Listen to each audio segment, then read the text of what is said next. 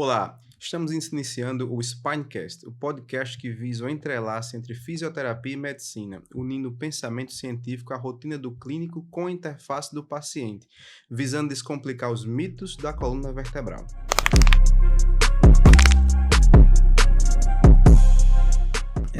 Fábio, hoje é uma coisa que a gente vive, né, no mundo, né? Eu penso isso que parece que a gente vive uma pandemia, né, de dor na coluna, né? Seja ela, né, é, os três segmentos da coluna. Parece que cada vez mais chegam mais pessoas, né, nos nossos consultórios, né, no seu consultório, no meu consultório, com queixas relacionadas à coluna vertebral. E dentro de todo esse contexto, né, é uma reflexão que eu faço e eu me pergunto, lhe pergunto, né, onde é que a gente está, né? Onde é que a gente está em relação à dor lombar, né? Qual o panorama mundial da dor lombar, né? O que é que essa condição clínica, né, apresenta para o paciente, né? E o que é que ela nos traz de desafios enquanto profissionais, né? Então, acho que essa é a grande questão, né, desse trabalho que a gente está iniciando aqui, né? E até levar para o público, né, formas, né, mais claras de entender condições mitológicas, né, e apresentar também situações sob a luz da ciência, né? Então, trazer esse paciente justamente, como diz nossa própria vinheta lá, fazer essa interface, né, entre a ciência, a clínica e o conhecimento usual. Com certeza. Né? Então, me diz aí, o que é que você acha? Será que a gente vive realmente uma pandemia, doutor Fábio, de dor lombar, né? É interessante, já falando um pouco do Spine, do Low Back Pain Series, né, que a gente vai comentar, no caso que foi um artigo da The Lancet de 2018, que inclusive tem 3 brasileiros envolvidos, galera ali da UFMG, inclusive 2 moram na Austrália, um mora aqui, e eles trabalham lá na Austrália com o Chris Meyer, que é esse cientista que pesquisa muito nessa área, né? Exatamente. Então, eles citam já ali o Global Burden, que exatamente fala a respeito dessa grande prevalência, né, da incapacidade gerada pela dor lombar. Então, ela hoje em dia não só é tão prevalente nos países desenvolvidos, como naqueles em desenvolvimento, que ele está aumentando bastante. Então, se a gente pegar ali uma prevalência, né, anual dessa doença, ela pode chegar até a 40%, 50%. Existe também trabalhos nacionais aqui do Brasil que passam dos 60% de prevalência anual, né, dessa queixa, né, de dor lombar baixa, que é exatamente definindo já, né, a dor lombar baixa, aquela que vai ali do 12º arco costal até ali a região da prega glútea. Então, essa doença não está aumentando a nossos olhares, né? Ela está aumentando já estatisticamente, já todos os trabalhos que vêm sendo publicados. Então, não é uma impressão nossa, realmente é uma coisa que está acontecendo mesmo, né? E mesmo com todos os avanços da ciência, né? Do primeiro Global Burden, né? Que foi ali mais ou menos ali nos anos 90 para cá, essa queixa vem aumentando, na verdade, mesmo com todos os avanços. Então, a gente tem que realmente discutir sempre o que está acontecendo para isso aí aumentar. É bem interessante esse ponto que você toca, né? A questão dos avanços, né? Hoje em dia nós temos exames de imagem cada vez mais modernos, né? Sim. Técnicas cirúrgicas cada vez mais menos invasivas, então o paciente ele tende a ter um processo de recuperação mais rápido, né? Medicamentos muito potentes, né, para controle da dor, controle de inflamação, né? E a fisioterapia também se destaca como um segmento, né, voltado para esse tipo de abordagem, que está estudando muito, né, soluções biomecânicas para esse tipo de condição. E mesmo assim, Fábio, algumas coisas que eu não entendo, né? Até hoje eu não entendo, a gente já conversa um pouco sobre isso, né? Como é que um cara opera um coração lá no Japão, né? Tá aqui no Brasil, opera um coração lá no Japão, mas ele não consegue resolver a dor de um paciente, né? Ali na região da coluna lombar, né? O que é que de errado a gente pode estar fazendo ainda, né? Sim. Eu penso que, inclusive, tem um artigo, né? Tem um artigo que é até do grupo do Léo Costa, né? Esse artigo de 2017, e ele pontuou muito bem isso, é bem interessante essa pontuação. Ele diz que cerca de 26%, né, do 24% dos fisioterapeutas brasileiros trabalham, né, com prática baseada em evidências, né? Voltados para a dor lombar. Se 26% desse público faz isso, o que é que o restante está fazendo? Né? Verdade. O que é que essa restante da população está fazendo? Então, será que essa recorrência, né, dessa condição, né, paciente que vai e volta, né, com queixas contínuas, será que isso não parte também de uma abordagem menos voltado para as evidências? Pode ser. Dos relatos desses artigos mais recentes é que, além da falta de evidência científica, a gente tem muito piora desse prognóstico e aumento da prevalência relacionada ao envelhecimento populacional, né? Que isso, por si só, já fazem aumentar as queixas ortopédicas em gerais, e a dor lombar seria uma delas, né? E associado também ao aumento de outras comorbidades, como piora da saúde mental populacional, né? Aumento da prevalência de outras doenças crônicas também, que aumentam também a prevalência secundariamente da dor lombar. Isso também influencia bastante, né? Então, aumento dessas doenças mais crônicas, piora da saúde mental populacional, talvez uma perda na legislação ali, de alguma coisa relacionada a alterações de legislação trabalhista, entendeu? Tornando ela mais permissiva para algumas atuações mais prejudiciais à coluna, né? Então, esses trabalhos mais informais, com o aumento deles também, conseguem aumentar um pouco também essas queixas. Então, mas acho que o cerne mesmo da questão talvez seja a falta de ciência mesmo nas abordagens de todos esses pacientes que eu falei aqui, né? E é interessante quando a gente fala de ciência, né? A gente bate na prática baseada em evidências, que é pautada por 3 pilares, né? Que é a melhor evidência disponível, né? A preferência do paciente e a expertise do profissional. Sim. Né? Quando se trabalha com isso, não quer dizer que você vai ser um evidência maníaco, né? Sim. E que tudo tem que ser evidência, e que trabalhar com evidência deixa você um cara infalível, Sim. né? Mas eu penso que pautar nossas condutas baseada nas melhores evidências, né? E na nossa experiência, obviamente, ela faz com que você seja mais assertivo e minimize as condições de erro na hora de você eleger um medicamento, você eleger uma técnica cirúrgica um exercício, enfim, uma abordagem clínica mais direcionada para aquela condição, né? Então, assim, hoje você citou esse artigo aí, o Burden of Disease, né? Que é um artigo clássico, muito bacana, que ele vem desde a década de 90 mapeando doença por doença, né? E quando chega na parte musculoesquelética, né? A gente nós temos aí alguns destaques, né? Sim. E o top 1 da musculoesquelética, dor lombar, né? Sim, sim. Precedido por dor cervical. Né? E é interessante que hoje, quando você pega isso aí, a dor lombar é a doença que, de fato, como você falou, que mais incapacita. E quando a gente traz essa realidade para o Brasil, cara, isso aí também traz números assim, muito interessantes, porque desde 90 até 2016, que foi o último recorde do Burden of Disease, né, Brasil, ele apresenta que houve uma taxa de crescimento de 76% em relação à dor lombar aqui no Brasil. Sim. Então, em níveis de com anos vividos de maneira incapacitante. Então, isso é algo que chama muito a atenção de nós clínicos, né? E volta a falar do que nós estamos fazendo com essas pessoas, não é? Então, a partir disso, né, a gente tem que entender que cada vez mais essa abordagem relacionada à lombar também está se tornando algo muito oneroso, né, para a máquina pública e, né, para o setor privado também. Sim. Né? Quando você tem tudo isso que você pontuou, afastamento de trabalho, né, enfim, custos altos de tratamentos, né, tudo isso que permeia uma condição de saúde, né? É importante isso aí que você falou.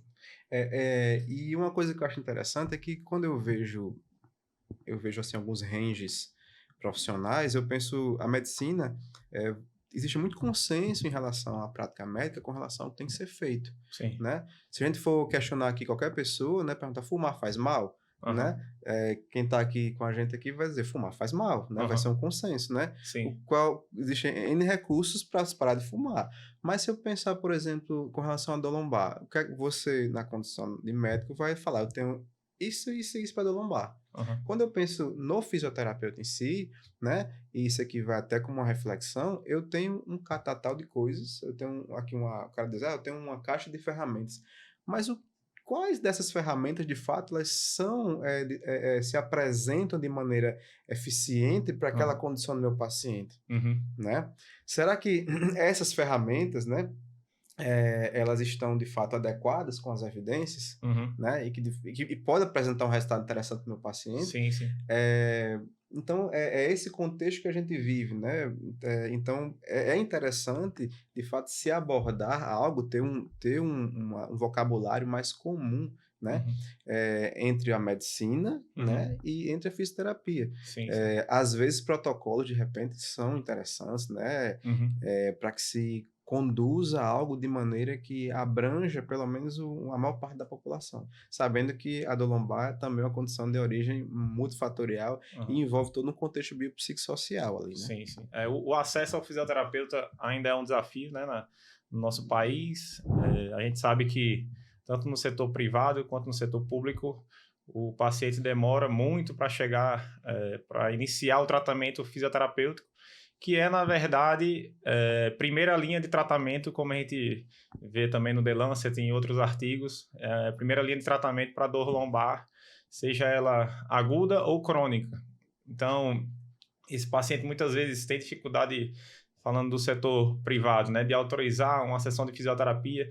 E se ele chegar no fisioterapeuta, demora para chegar, e chega no fisioterapeuta que ainda demora a iniciar algum tipo de tratamento que seja realmente efetivo para a dor lombar que ele está sentindo, e aí vai demorar mais ainda. Então, essa dor lombar que ele estava ali, que era de uma semana, agora já chegou ali naquele limite dos 3 meses e já se tornou uma dor lombar crônica, né? Muitas vezes já com formações de circuitos neurais, que a gente fala de neuroplasticidade neuronal, né? Então já mudou o perfil da doença. Era uma dor lombar aguda, que poderia responder muito bem a alguns tipos de tratamento, e agora mudou o perfil para uma dor lombar crônica, que vai ser muito mais difícil de tratar. Talvez precise até de outros profissionais, de uma equipe multidisciplinar. Então agora ele já não precisa mais só do encaminhamento que ele tinha para o fisioterapeuta, agora vai precisar do encaminhamento também para um psicólogo, né, para acompanhá-lo, e aí vai virando essa bola de neve, né? E no setor público a mesma coisa, né? O nosso paciente hoje em dia ele tem a dificuldade de acessar onde ele marca essa fisioterapia, onde ele comparece para ser incluso no setor de regulação, e depois que ele foi incluso no setor de regulação, para onde ele vai ser enviado. E aí quando ele chega lá também é a mesma coisa. A demora vai fazer com que ele crie um novo quadro de neuroplasticidade e vai ter que dar sorte de chegar num fisioterapeuta que empregue uma conduta já imediata baseada em evidências. Então, lembrar que essa demora na introdução do tratamento, ela leva a um prejuízo do ponto de vista de resposta ao tratamento, né? Então, não significa dizer que aquela alteração anatômica que ele possa ter está piorando, mas só o fato dele estar com dor, né, uma dor primária, mesmo que seja não específica, né, que são as mais prevalentes, ela pode sincronificar e tornar-se mais difícil de tratar. Então, por isso, a necessidade de criar protocolos, né, de unificar esse tratamento de forma com que todos os profissionais da cadeia de tratamento eles empreguem e falem a mesma linguagem e não perca esse time aí de tratamento. Pegando bem o que você está dizendo, eu acho que existe uma responsabilidade da gente, né? Você que não deixa de... Assim, é o profissional aqui no Brasil, de primeiro contato é o médico, né? Uhum. De ter esse vocabulário muito alinhado com isso, porque é a partir desse tipo de coisa que você vai fornecer informações bem pautadas em evidências, né? E fazer com que esse paciente ele tenha, de fato, a percepção de que ele também tem que ser agente protagonista do processo. Sim. Né? O que se pregava muito, né, há algum tempo, né, era que o profissional de saúde ele era o cara que iria resolver a situação da pessoa, mas hoje tem entendimento de que o profissional de saúde ele é um agente coadjuvante e o paciente ele tem que ser o agente participativo, Sim. protagonista do processo.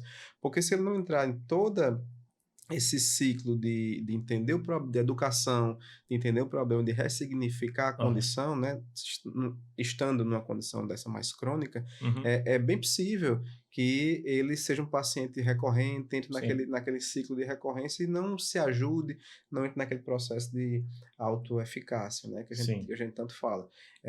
Então, hoje, como é que você vê, certo, o contexto médico quando você aborda esse paciente específico, né, já que chega num padrão já de uma dor mais crônica, aquele paciente que tem uma dor acima de 3 meses ali, Uhum. ou aquele paciente que já passou por vários profissionais, Fábio, Uhum. chega assim para você com aquela pergunta: "Você é a minha última esperança", né, Verdade. já deve ter chegado isso para você algumas vezes. Sim. Como é que você vê esse papel, educativo do médico, Aham. né, nesse contexto do paciente crônico, né? É muito importante o que você falou, porque isso também não é uma situação rara, né? De chegar esse paciente falando todas essas suas frases aí que você falou. E é aquele paciente que já chega já com a pasta, já com várias ressonâncias, várias receitas, né? Já tomei todos os remédios possíveis e impossíveis que o senhor imaginar. E muitas vezes ele já cria essa frase, ele reproduz de alguém que já falou isso para ele também, e ele reproduz essa mesma frase. Então a gente sabe que hoje em dia a gente tem uma gama de modalidades de tratamento, tanto de fisioterapia, uma gama de remédios, e o paciente ele está acostumado a reproduzir certas frases. Então já é um paciente que tem uma certa cinesiofobia, né? Então um paciente que acha que não pode mais nem trabalhar e nem fazer exercício físico. Esse é o paciente que chega para a gente. E tem aquela famosa catastrofização também, né? Então ele acha que tem certeza que tem alguma coisa no corpo dele que está errada e que o médico não solicitou ainda o exame correto, e por isso então que ele repete a realização dos exames e vai, às vezes fez sem contraste, aí o médico vai passar com contraste, ou passa de algum outro segmento do corpo, uma dor, vamos dizer, na perna, né, para uma radiculopatia, ele então pede uma outra ação da perna achando que pode ser uma queixa de insuficiência vascular, e aí vai só aumentando essa percepção errada que o paciente tem. Então, chegando no profissional certo, ele tem que se dedicar dedicar a maior parte do tempo dele exatamente fazendo essa reeducação, né? A gente sabe que ensinar, desensinar é muito mais difícil do que ensinar, né? Então, o paciente já tem certas crenças, né? E muitas vezes é aquele paciente que já tem essa autoeficácia, como você falou, o paciente que acha que tem um controle de si mesmo para avaliar o que está acontecendo ali no corpo dele. E a gente tem que dedicar exatamente a identificar se esse paciente tem já algum sintoma de alguma alteração da saúde mental que possa estar interferindo também nessa percepção, né? Muitas vezes aquele paciente ele não está conseguindo absorver o que você está expondo ali na sua educação, né? Em dor, porque ele não tem a capacidade naquele momento cognitiva de captar aquela informação, entendeu? Ele está com algum distúrbio, seja ele de depressão mais grave, de ansiedade mais grave, e ele não está conseguindo captar aquilo ali. Então ele tem que também atuar nesse sentido para conseguir fazer o tratamento eficaz. Investigar também alterações trabalhistas, né? Trabalhistas tanto do ponto de vista de afastamento, quanto do ponto de vista de adaptação mesmo ao trabalho. Às vezes é um paciente que realmente não se adaptou a uma certa atividade e aí ele, pronto, tá ali fazendo aquilo ali forçadamente. Então, tudo isso aí tem que ser avaliado, entendeu? É o que a gente fala de modelo biopsicossocial, né, em si. Então, o tratamento tem que avaliar todas essas vertentes e aí, adjuvante a isso, fazer exatamente explicar para ele a necessidade de manter-se ativo, manter-se fazendo os exercícios, né? Não ao contrário como ele estava, de forma de repouso, muitas vezes até absoluta, né? O paciente que só levanta mesmo para fazer as atividades diárias ali, básicas, né? Então, é muito importante fazer essa explicação, essa explanação. Uma das coisas que eu acho mais interessante nisso aí que você falou, desse contexto todo do paciente, né? e talvez seja a coisa que mais seja negligenciada dentro desse contexto da dor lombar, é a falta de explicação sobre a história natural da condição, Assim. né? Nós temos aí um range clínico, né, um range temporal, né, que Aham. a gente tem que considerar cada pessoa, né, o indivíduo é um ser biológico, né, particular, né, mas muitas das condições clínicas dos pacientes, né, elas não respeitam essa história natural. Então, parece que às vezes, pensando em educação, né, você não chega para o paciente e fala, olha, você está numa situação, por exemplo, uma lombar aguda, que vai demorar ali 4 6 semanas aproximadamente, Uhum. então você vai estar numa condição clínica que vai permear esse período, né? E às vezes se você tenta implementar muitos diagnósticos, né? Diversos tratamentos, e Aham. você acaba, ao invés de respeitar o tempo, né? Você acaba fazendo o quê, doutor? Cronificando o Planificando, paciente. exatamente. Muito bem. Cronificando o paciente. Então, é uma das coisas que me chama muito a atenção, é justamente essa situação do agudo e do crônico, sem contar que o paciente, ele é esse ser biopsicossocial, né? Que ele é influenciado por essas esferas, né? Onde, às vezes, um psicossocial está muito mais forte do que o bio, né? Sim. E até levando também em consideração que muitas situações, muitas condições anatômicas não justificam a condição clínica do paciente, né? Haja visto quantos pacientes a gente pega no consultório que tem hérnias exuberantes, mas são assintomáticos, né? Sim. E o contrário também é verdadeiro, né? Pacientes com apresentações clínicas imagineológicas ali bem abrandadas, mas têm uma percepção de dor extremamente alterada.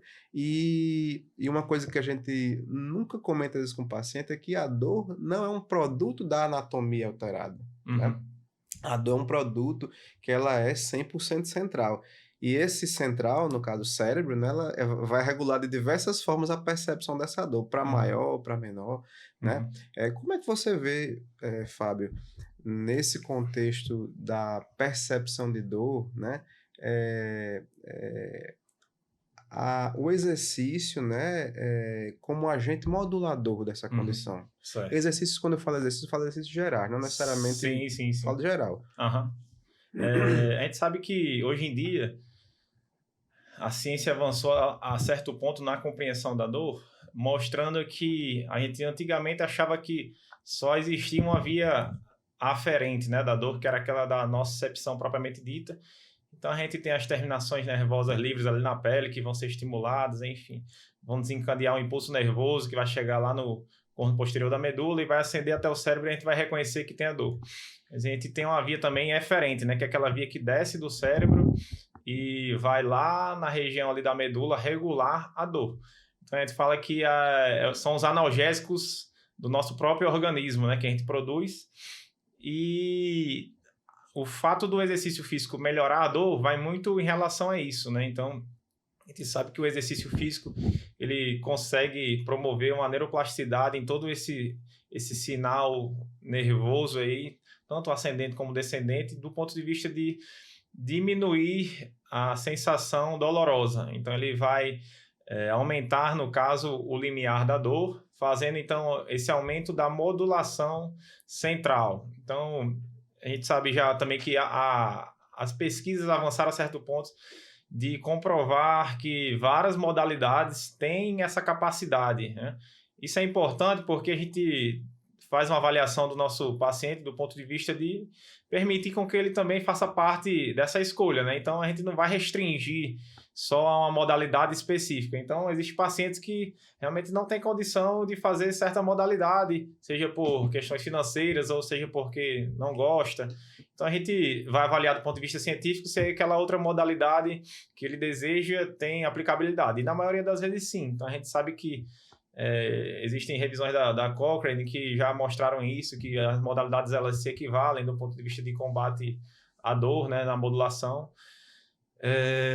Então é isso, a gente não pode deixar o paciente sair do nosso consultório sem plantar essa sementinha, entendeu? Da necessidade do exercício físico para trazer esse benefício em relação à dor, né?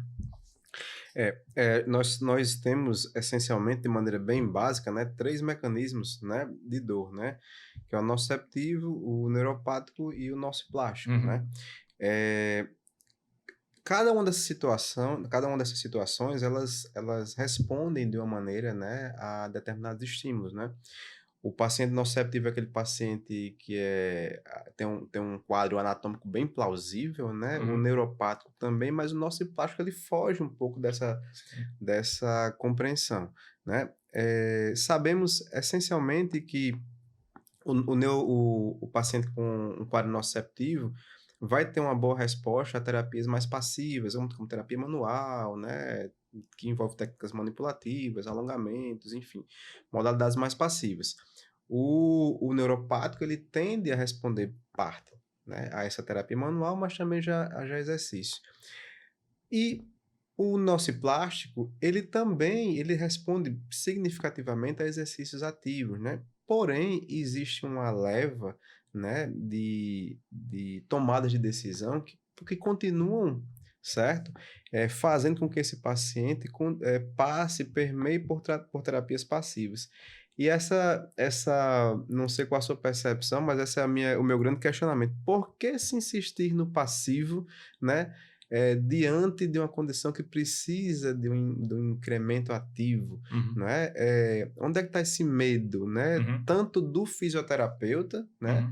Que, poxa, será que se eu fizer isso eu vou machucar o Sim. paciente, né? E do profissional médico também que diz, não, fique aí parado, Uhum. né? Vá fazer uma caminhada leve, quando na Sim. verdade, de repente, até outros estímulos são mais interessantes Uhum. para aquele perfil, né? O que é que você acha por onde é que está esse medo do profissional? Aham. Em que esfera está transitando isso aí? Acho que tudo iniciou nessa percepção anatômica da causa da dor, né? Então, a gente, também voltando novamente ao The Lancet, ao artigo da The Lancet, né, que foi o Low Back Pain Series, a gente vê lá claramente que ele consegue, na verdade, definir o que é realmente a dor lombar baixa não específica. Então, a gente tem que deixar bem claro isso, porque na maioria das vezes, né, mais de 90% dos casos, não tem uma causa definida.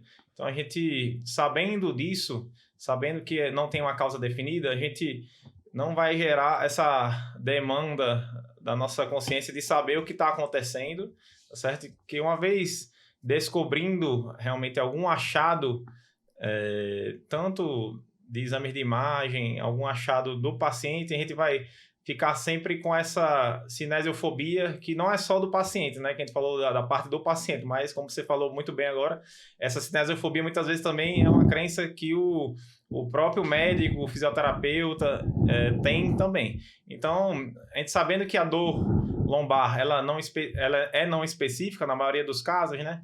Então, a gente vai usar diversos fatores para descartar causas mais específicas, como a gente vai falar ainda, mas sabendo disso, a gente sabe que cientificamente a gente tem artigos mostrando que a gente pode implementar já no primeiro contato a parte cinesiológica, né? Então não precisa a gente ficar só no passivo, sabendo que o paciente necessita daquilo ali para melhorar. Então, a gente sabe que na dor mais aguda, a gente, como você novamente já falou, a gente se dedica mais a terapias mais passivas, né? Mas, inclusive, nessas dores mais agudas, a gente pode, abordando o paciente, por exemplo, com o Start Back Tool, né? Que é uma ferramenta bastante utilizada hoje em dia, né? Ainda deveria ser mais, mas a gente já consegue identificar aqueles indivíduos que no primeiro contato já precisam talvez de uma abordagem baseada em exercícios. Da mesma forma que a gente já consegue identificar aqueles indivíduos que necessitam também de uma abordagem do ponto de vista de saúde mental. Então essa é uma ferramenta que pode ser empregada, né, o Start Back Tool, para identificar esses indivíduos que necessitam de exercício físico, né? Já no primeiro contato. Lógico que isso é uma coisa que vai levar um certo tempo, porque, como eu falei, a cinesiofobia é uma crença mundial e ela não é difícil de ser quebrada, mas a gente tem que se dedicar fazendo iniciativas como essa nossa aqui para mudar essas crenças, né? Isso, perfeito. Eu sou fã de ferramentas quantitativas, Uhum. porque ela faz com que a gente, né, de fato, mostre números ao paciente, não fica aquela coisa, você está melhor hoje, certo? De 0 a 10, quanto é que você está? Aí o cara, 5, o cara, 10. Não, vamos lá, responde isso aqui. No final você tem um score e você consegue,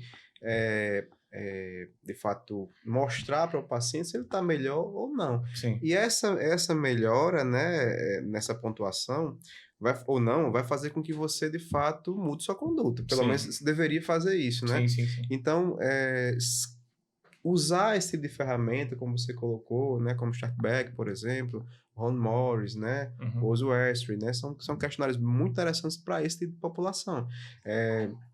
Então, eu acho que é muito válido, porque vai quebrar justamente diversos padrões, né, que hoje são bem incutidos dentro da rotina clínica, que é a subjetividade. E isso não é bom nem para o profissional, nem para o paciente. Né? Uma coisa que eu também queria chamar a atenção é que em 2021 foi lançado aqui no Brasil, né, um estudo, né, na verdade não foi no Brasil, foi em 2021, foi publicado no Brazilian Journal, né, um estudo que falava justamente sobre vídeos, né, que saiu no YouTube para tratamento da dor lombar, né, e quando você parte, né, para as evidências, né, e você vê do ponto de vista de exercícios que trazem efetividade para a condição, né, esses exercícios não se mostraram eficazes de maneira alguma, né? Então, é outro ponto também que a gente deve levar em consideração, o que é que a gente está vendo, né? Consumindo nas redes sociais, por exemplo, né? Que podem estar sendo, de fato, nocivos para a nossa condição. Né? Ao invés de estar melhorando o quadro da gente, está perpetuando a situação. Eu digo muito que fisioterapia de Instagram não é fisioterapia. Resultados apresentados no Instagram são resultados que você deve ter cautela, né, de fato, a consumir aquilo ali, né? Como é que é isso na medicina, Fábio? Essas abordagens milagrosas, né? Todo mundo posta que consegue resolver a vida de todo mundo, né? Você vê aí que o cara chega lá, faz um bloqueio, show, minimamente invasivo e acaba... A situação acabador para sempre, né? É engraçado que essa rotina, né, desses profissionais, ela não é só aqui no Brasil. Conforme a gente vai usando as redes sociais, hoje em dia, né, essas redes sociais permitem a gente ter um acesso a informações dessa parte, vamos dizer assim, desse charlatanismo, né, mundial. Então, começa a aparecer profissionais, tanto médicos quanto fisioterapeutas, educadores, profissionais de educação física do mundo todo, né? E a gente vê que esse público ele gosta mais desses profissionais, porque eles prometem resultados mais rápidos, né? A gente sabe que dor lombar, muitas vezes, uma dor lombar crônica, ela não vai ter um resultado com um tratamento tão rápido assim, né? Existe a dor lombar aguda, que na maioria das vezes ela vai evoluir de forma positiva em até 6 semanas, né? Em 60% dos casos, mas esses indivíduos geralmente que têm dor lombar mais cronificada, eles não respondem tão rápido assim. Então, uma das coisas que fazem a captura desse paciente é a rapidez do tratamento, né? Então, eles gostam muito de tratamentos rápidos e aí esses profissionais, esses charlatões, eles investem muito nessa promessa. Mas muitas vezes esse alívio imediato, ele vai tratar o que eu já falei, que é a nocicepção. Mas a neuroplasticidade que já ocorreu ali, ela muitas vezes não trata, né? Então, o paciente vai passar ali 1 mês bem da dor, 15 dias a 30 dias bem da dor, porque é o período que a medicação está ali fazendo efeito perifericamente, né? Mas os circuitos neurais, eles vão continuar ali existindo. Então, quando passar o efeito da medicação, seja ele injetável, tópico, enfim, seja ele um exercício, né? Enquanto o indivíduo está realizando ali que, vamos dizer assim, uma mobilidade neural ali que ele fez ali por conta própria. Muitas vezes, quando ele parar de fazer aquele exercício ali milagroso, a dor vai voltar porque ele não trabalhou exatamente essa parte da neuroplasticidade que eu já falei, que é exatamente o componente nociplástico, né, da dor. Então, a gente tem que também combater essas ideias que são divulgadas na internet, né, publicando trabalhos como esse que você falou, para atentar os pacientes que isso aí não só tem um efeito nocebo, né, prejudicial, quanto também tá aumentando o tempo que ele vai levar para conseguir iniciar um tratamento realmente eficaz do ponto de vista científico. Perfeito.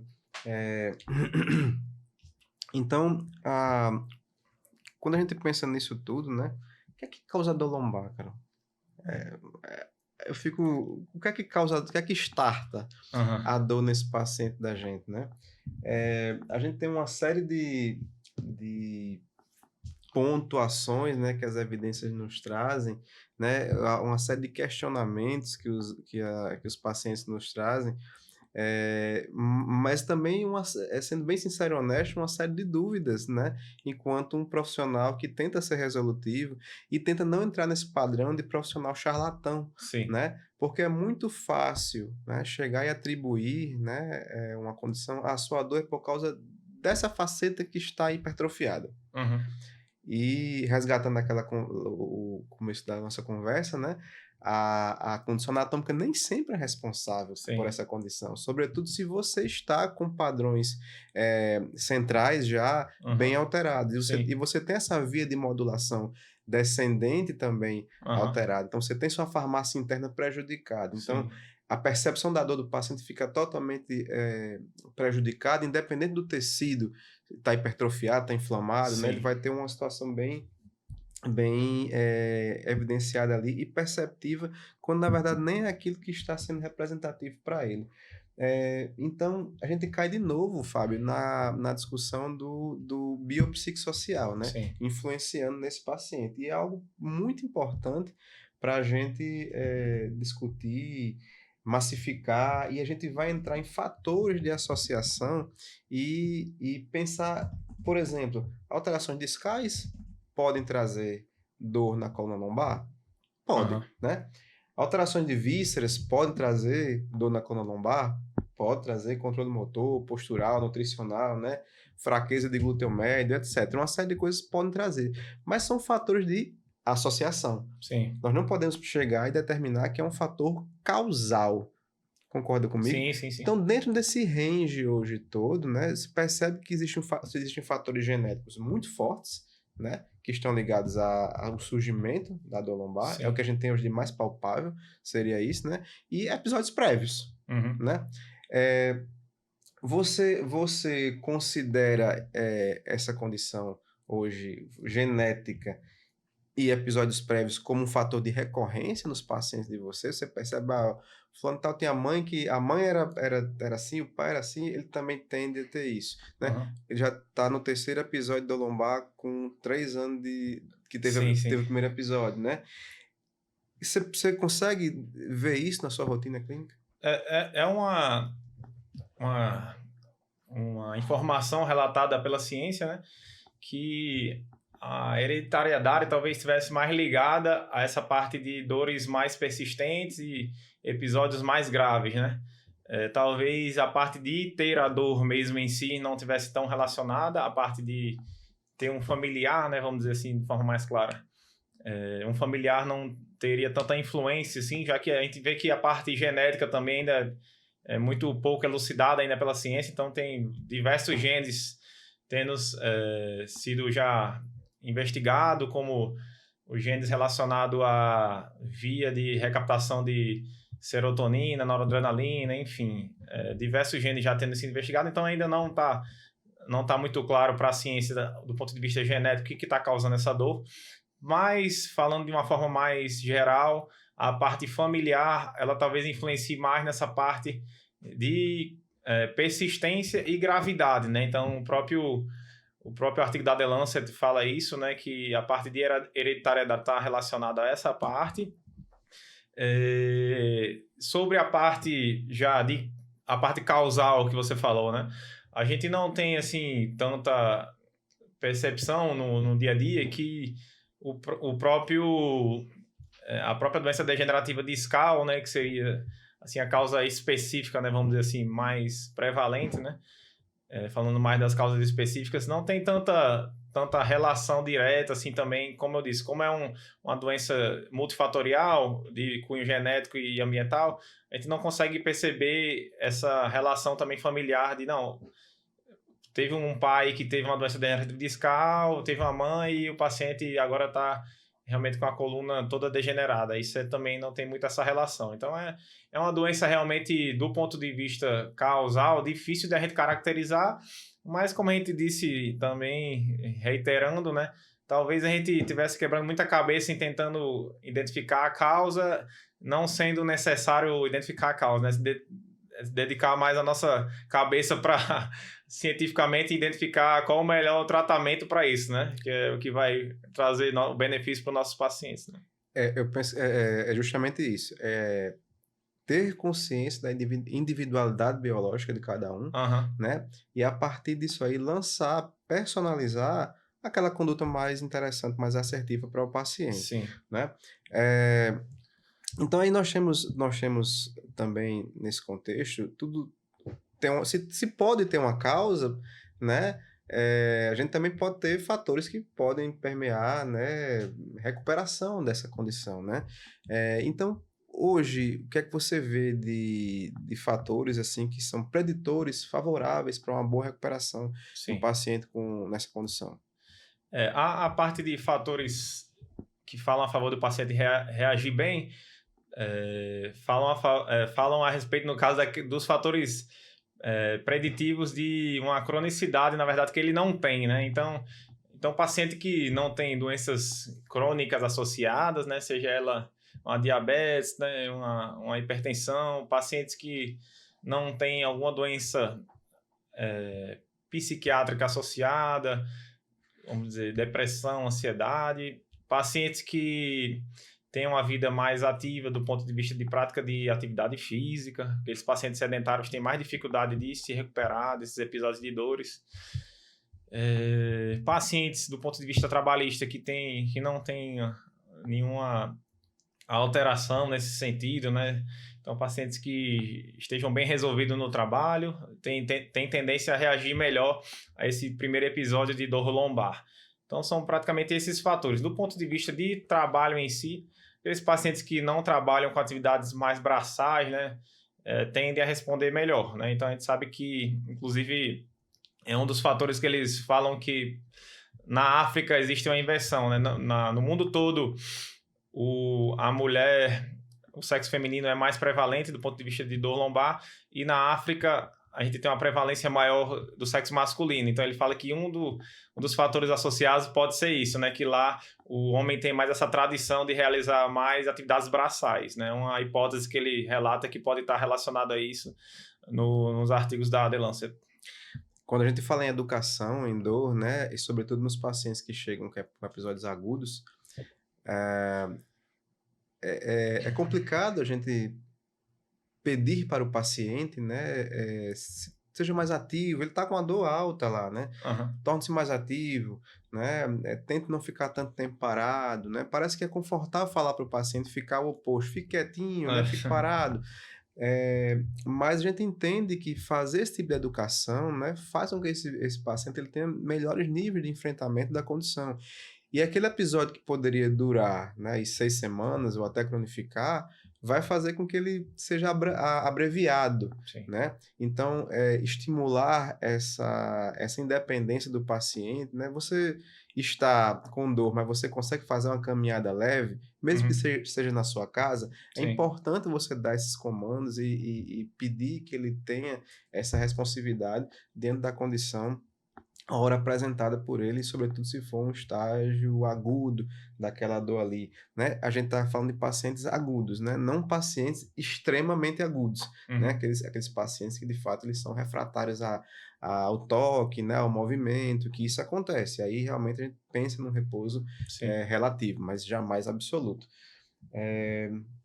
Então, nisso aí, certo? A gente tem que ver como é que a fisioterapia e a medicina, né, que são pastas clínicas tão próximas, né, mas parece que às vezes elas estão tão antagônicas, né, como é que elas podem andar Fábio, em sinergia, como é que o médico ortopedista, né, especialista em coluna, pode andar, de fato, caminhar ao lado de um fisioterapeuta especialista em coluna também, pensando justamente nesse paciente que já passa por tantas situações, né? Uhum.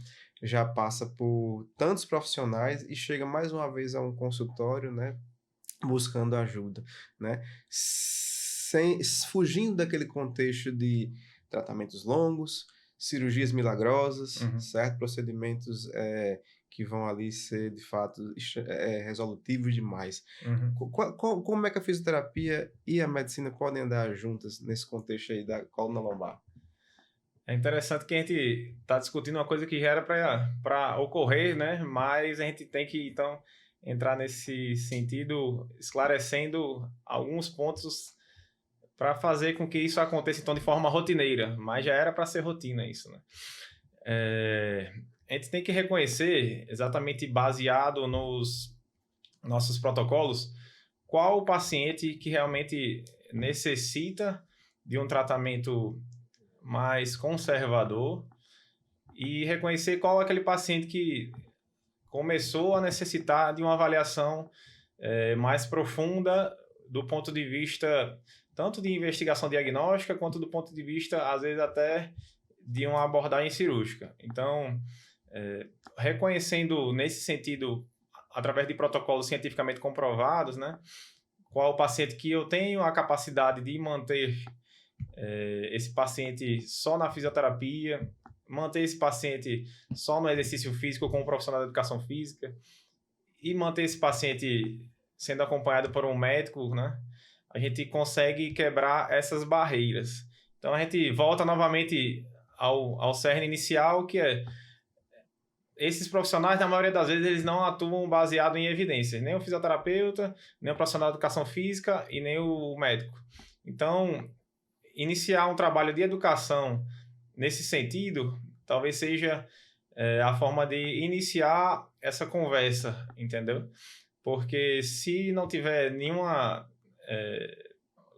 algo mais objetivo que justifique essa relação, talvez de forma subjetiva a gente não está conseguindo com que isso aconteça, entendeu? Então acho que o início disso tudo é educando cada um desses profissionais do ponto de vista científico para compreender que ele não está fazendo a conduta correta, entendeu? Ele está, na verdade, prejudicando aquele paciente, mantendo aquele paciente afastado de uma conduta médica, e o próprio médico também está prejudicando o paciente, ele ter a consciência de que ele está prejudicando o paciente, não encaminhando aquele para um fisioterapeuta ou não atuando de forma conjunta, né, com a equipe multidisciplinar.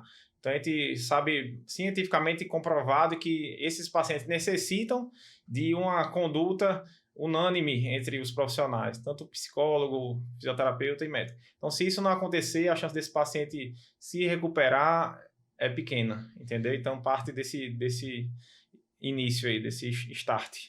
É interessante você estar falando, porque toda a nossa conversa, né, e o embrião desse trabalho da gente é pautado em evidências, né? Uhum. E tem um artigo de 2000, né? Já tem aí 23 anos desse artigo, né? Sim.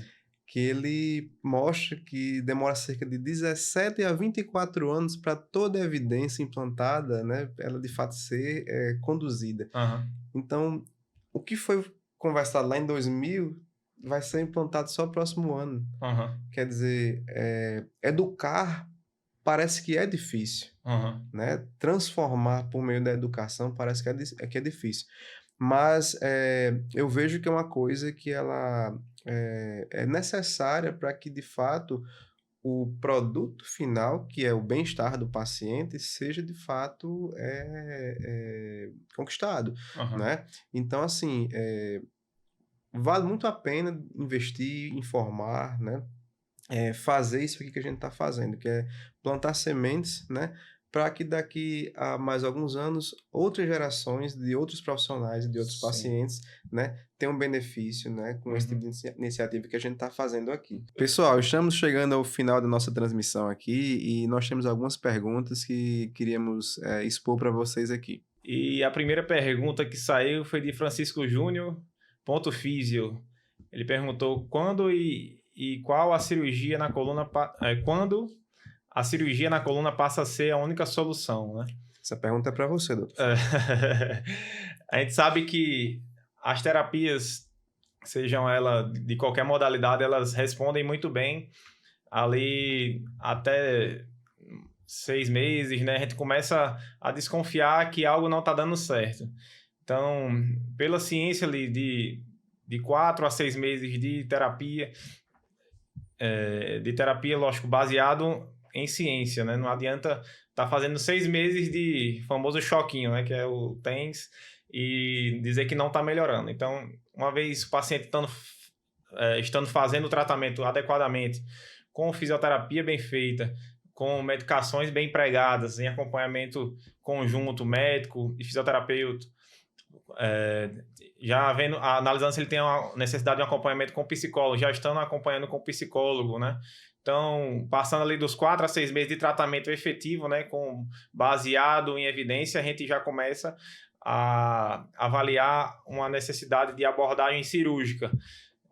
Lógico que a cirurgia, para ela ser indicada, ela tem que passar pela avaliação também de um exame de imagem, né? Então, avaliar se aquela queixa especificamente, através do exame físico, tem relação com o achado de exame de imagem. A gente já sabe também por diversos trabalhos, né, que mostraram isso, que muitos indivíduos assintomáticos às vezes têm algumas alterações, né, dependendo da idade, que podem chegar até 70%, 80% e não ter correlação com a clínica. Então, esse momento agora vai ser, sim, de pegar aquele exame de imagem e analisar se aquela queixa do paciente tem relação com o achado do exame de imagem. Uma vez identificado que isso tem realmente relação, aí a gente parte para uma cirurgia, né? E aí vão ter diversas modalidades de cirurgia também. A próxima pergunta do Francisco Júnior também foi como aliviar as tensões cervicais sem tomar remédio. Aí é para você, Guilherme. Bom, vamos lá. Então, pensando nessa pergunta aí, né, como aliviar as tensões cervicais sem tomar medicamento, né? A gente vai entender que, primeiramente, tem que se considerar o que é que está causando essa tensão na coluna cervical, né? Pensando que nós somos indivíduos biopsicossociais, né? Muitos fatores extramecânicos podem estar, de fato, influenciando essa condição. Então, primeiro, deve ser feita uma avaliação e excluir, né? Existem hoje questionários que você consegue classificar o paciente e determinar se ele está dentro desse perfil biopsicossocial, né? Com um perfil maior ou menor de estresse, e a partir daí você determinar se é mecânico ou se tem algum caráter comportamental. Uma vez sendo mecânico, né, nós temos total condição, por meio de exercícios, técnicas manipulativas, técnicas de mobilização da musculatura, né, para tentar modular essa condição, modular essa dor e devolver a função em plenitude. Uhum. Francisco Júnior novamente perguntou: alterações da coluna podem gerar problemas respiratórios? A gente sabe que algumas alterações mais avançadas da coluna, como uma escoliose mais grave, pode gerar uma restrição, né, da capacidade respiratória, mas é raro disso acontecer. Então, pode gerar, mas é bem raro, né? Apenas em indivíduos com deformidades mais graves, do tipo cifose mais grave, tipo escoliose mais grave, pode ter esse prejuízo respiratório, né? O melhor exame para identificar isso é uma espirometria, uma ergoespirometria que o paciente vai fazer e saber se tem alguma relação através do exame de imagem, né? Mas na maioria das vezes não tem relação com problemas respiratórios. Aqui uma pergunta da Carolina, né? Tenho síndrome do piriforme. Trato, mas nunca fico boa. O que pode ser?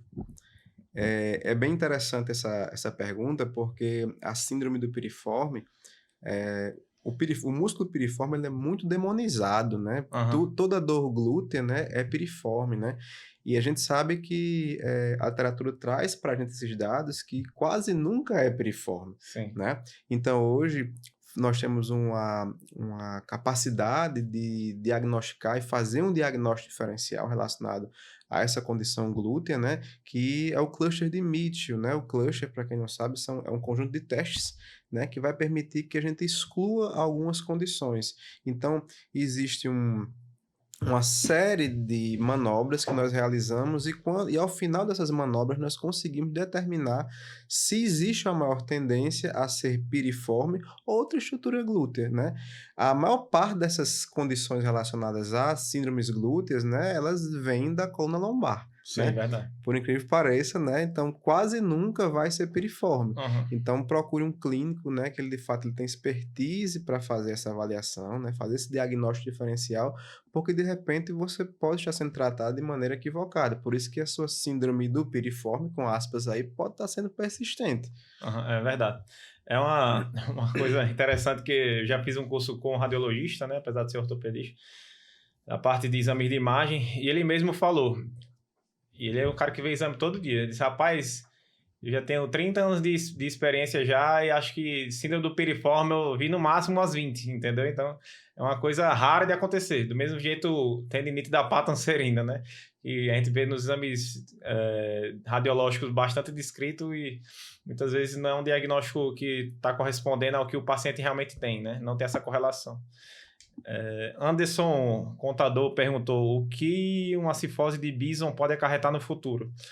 Então, a gente tem que eliminar esses conceitos que a gente tinha antigamente, né, de diagnosticar algo que é fisiológico, né? Então, a vértebra de C7 cervical, que a gente fala, né, a sétima vértebra cervical, ela tem um processo espinhoso um pouquinho maior do que as demais, né? O processo espinhoso, no caso, é aquele osso ali que a gente consegue palpar ali na região mediana das costas, né?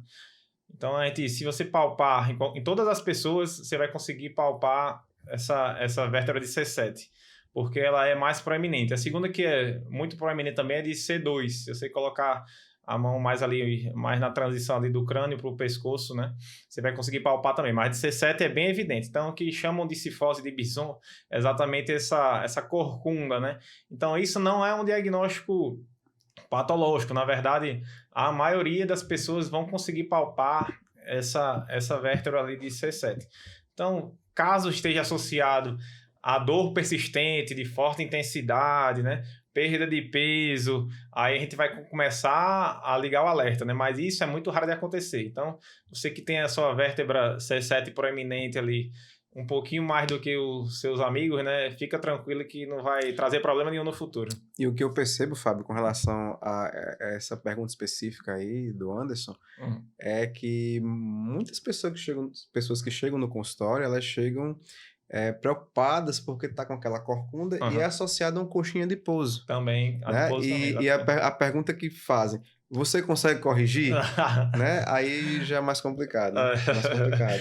Exatamente. Tem pessoas, já peguei pessoas com lipoma nessa região volumoso, mas é raro de acontecer, né? Então, geralmente, a gordura tem uma tendência de se depositar exatamente nessa vértebra de C7, né? Então, por isso que causa esse apelo tão grande aí. Mas fiquem tranquilos que isso aí não é um problema. Na verdade, é da sua fisiologia e perdendo peso, na maioria das vezes, esse coxinha de pouso vai diminuir e você vai ficar sem problema nenhum no futuro.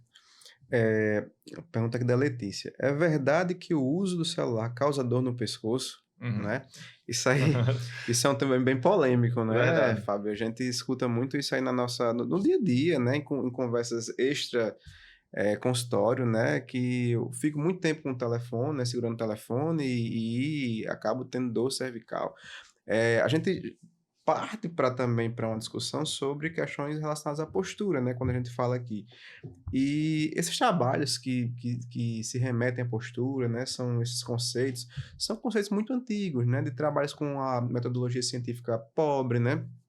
E que se basearam, né, em situações que de fato não se reproduzem hoje num contexto real.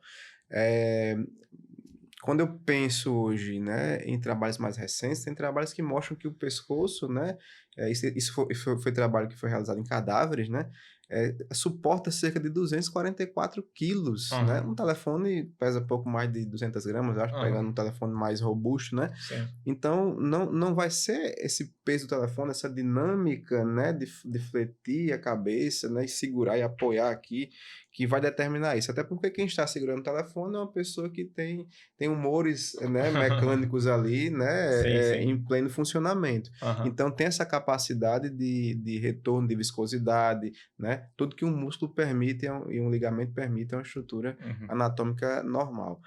O que eu penso que pode acontecer para casos específicos é pessoas que já têm uma condição de base, certo? E ficam muito tempo numa postura sustentada, pode reproduzir sintomatologia. Sim. Essa é a minha percepção, Aham. certo? Mas as evidências, né, os trabalhos, eles não nos mostram isso aí. Então, usar, né, respondendo em definitiva a pergunta, o telefone, nós não podemos afirmar que o uso do telefone, né, por um longo período, né, o uso do celular, né, ficar empunhando o celular, vai de fato trazer dor na coluna cervical, né? Não é fator causal, né? Sim, lembrando que quem usa muito o celular geralmente são as pessoas mais sedentárias, né? Então talvez o viés de confusão esteja aí. A pessoa está usando muito celular, não está praticando exercício físico, aí está sentindo dor cervical e aí pode estar, na verdade, mascarando o real problema que é o sedentarismo dela, né? A última pergunta é do Anderson, também contador. Protusão discal na cervical pode provocar perda de força ou dores nos membros superiores? Com certeza, né? Então, a protusão cervical, ela acontece ali na região posterior do disco intervertebral, onde passa a estrutura nervosa, né? Que é o nervo propriamente dito que dá a sensibilidade, que é o que você sente, né, quando pega as coisas, e a motricidade, que é o seu movimento em si, do ombro, do cotovelo, das mãos. Então, uma vez que essa protusão comprima ali o nervo, né, ele ocasiona tanto um dano ao nervo em si, né, o tecido nervoso, que é um tecido muito importante para a gente e assim, muito delicado, né? E também causa congestão ali da vascularização do nervo. Então, ali, com o tempo, aquela compressão, ela causa dificuldade da chegada do oxigênio no nervo. Então, aquilo ali também traz prejuízo por nervo. Então, tanto um dano do ponto de vista vascular, quanto um ponto de vista neurológico, né? Do tecido nervoso. Então, isso com certeza. Ao longo do tempo, a perda da força e a perda da sensibilidade pode acontecer. Mas lembrando que isso é exceção, né? A maioria das protusões cervicais ou não tem relação com a clínica, né? Não está causando a dor, né, que você está sentindo, ou não está causando perda de força no membro superior. Então, isso é a exceção, né? Lembrar que isso não é o mais comum, né? Isso é bom esclarecer tanto para os pacientes perderem a parte da catastrofização, quanto do ponto de vista também cirúrgico também, né? A gente sabe que hoje em dia é muito difícil acontecer algo mais grave que o paciente venha evoluir com perda de força, né? Então, é difícil isso acontecer, muito raro, né? Valeu, Kiberli. Muito bom. Valeu. Primeiro foi show. Valeu, galera. Obrigado aí, vocês que acompanharam, viu? Siga a gente nas redes sociais, nas demais plataformas aí digitais do streaming, né? Para continuar acompanhando nosso trabalho. Isso mesmo, Spinecast, né, uma iniciativa entre medicina e fisioterapia que visa educar e conscientizar a população do nosso estado. Siga-nos nas redes sociais. Um abraço, até lá. Valeu, abraço.